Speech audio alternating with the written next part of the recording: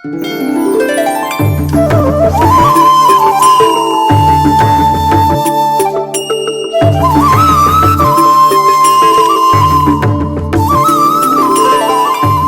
ఇన్ని షేడ్స్ ఉన్నాయా?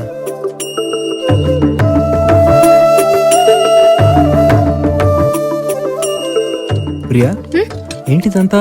కనిపించట్లేదా? వడ్డిస్తున్నా. ఇదిగో ఈ బకెట్ తీసుకుని సాంబార్ పోయి. అమ్మా అన్నం తెస్తున్నా. సాంబార్ పోయవయ్యా.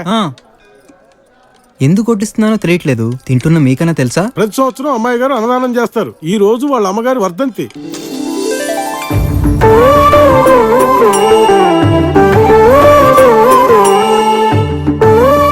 నీకు నన్ను చూస్తుంటే విచిత్రంగా ఉంది కదా.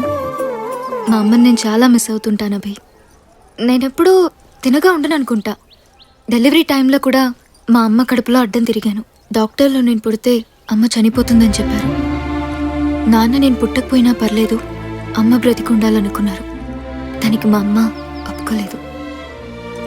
పుట్టగానే అందరూ ఏడుస్తారు కదా, నేను ఏడ్చాను. నాతో పాటు మా ఇంట్లో అందరూ ఏడ్చారు.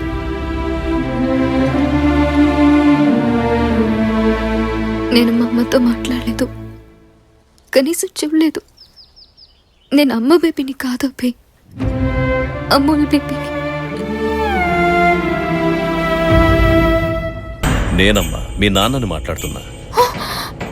మా నాళ్లతో జాగింగ్ చేయించారంట. వాడు రన్నింగ్ లో వీక్ అనుకుంటా, దొరికిపోయాడు. మా వద్దే క్షేమంగా ఉన్నాడు.